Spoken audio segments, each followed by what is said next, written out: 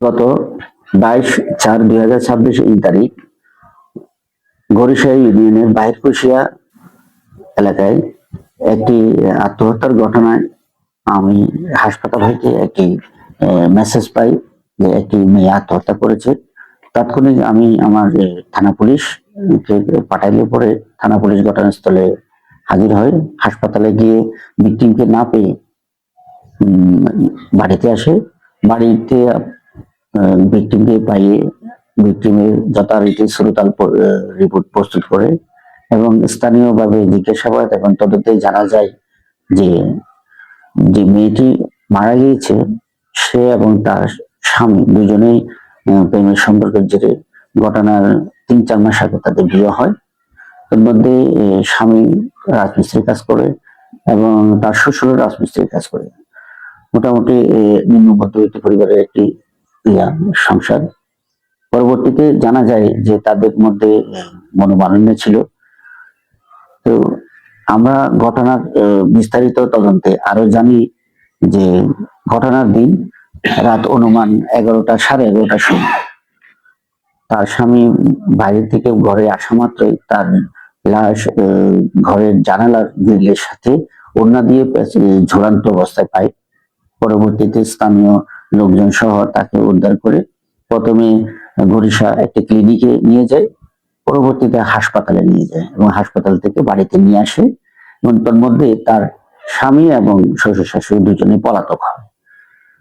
এই বিষয়ে আমরা তাৎক্ষণিক লাশের শ্রুতাল রিপোর্ট প্রস্তুত করে তো থানায় এনে আমরা যথারীতি পোস্টমর্টমের জন্য ব্যবস্থা করি এবং তাদেরকে মামলা দায়ের করার জন্য তাদেরকে জানায়।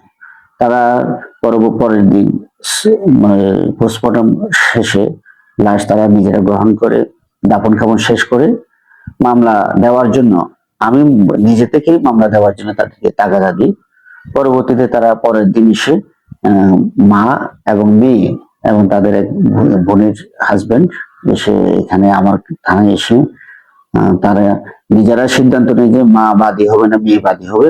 পরবর্তীতে মা বাদী হওয়ার জন্য রাজি হয় এবং 3 জনে উপস্থিত থেকে এজাহার লিখিতভাবে আমাকে দেয়।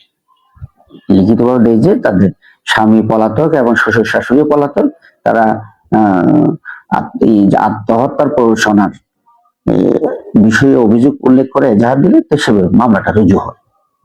আমরা মামলাটা রুজু হওয়ার পরে অভিযান অব্যাহত রাখি এবং আমাদের অভিযানের জেরে আসামিরা কোর্টে হাজির হইতে গেলে কোর্টে তারা বিজ্ঞ আদালতের মাধ্যমে অ্যারেস্ট হয় এবং তাদেরকে জেল হাজতে পাঠায়।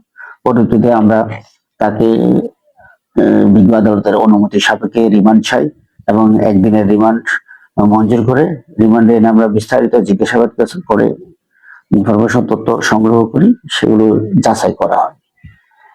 এর মধ্যেই আমরা পোস্টমর্টম রিপোর্টের জন্য আমরা অপেক্ষা করি যে পোস্টমর্টম রিপোর্টে কি আসে। পোস্টমর্টম রিপোর্ট সাপেক্ষে পরবর্তী ব্যবস্থা নেওয়া হবে। আমরা দুপুরে পোস্টমর্টম রিপোর্টের কপিটা প্রাপ্ত হই এবং পোস্টমর্টম রিপোর্ট পর্যালোচনা করে আমরা দেখতে পাই আপনার এখানে যেটা লেখা আসছে যে সুসাইডাল ইন নেচার, অর্থাৎ ভিকটিম আত্মহত্যা করে মারা গিয়েছে। তো এই বিষয়ে আমার ঊর্ধ্বতন কর্তৃপক্ষ অবহিত করেছি এবং এটা ছিল সর্বশেষ আপডেট যে আমরা ভিকটিমের পোস্টমর্টম রিপোর্টের প্রাপ্তি সাপেক্ষে ফলাফল অনুযায়ী ঊর্ধ্বতন স্যারের সাথে কথা বলে আমরা পরবর্তী ব্যবস্থা গ্রহণ করব। মামলার প্রথম তদন্তকারী অফিসার ছিল এসআই অখিল। এসআই অখিল তদন্ত করার কালে বাদী পক্ষের আগ্রহের ভিত্তিতে চাওয়ার ভিত্তিতে আমাদের ঊর্ধ্বতন স্যার মামলার আয়ু পরিবর্তন করার জন্য আদেশ দেন।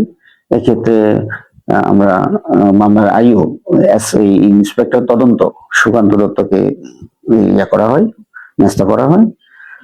সে মামলাটি তদন্ত গ্রহণ করে যথারীতি তদন্তই করছিল। এর মধ্যে তিনি অন্যত্র বদলি হয়ে যাওয়ায় মামলাটি ঊর্ধ্বতন স্যারের অনুমতি সাপেক্ষে পরবর্তী তদন্তকারী অফিসার নির্ধারণ করা হবে।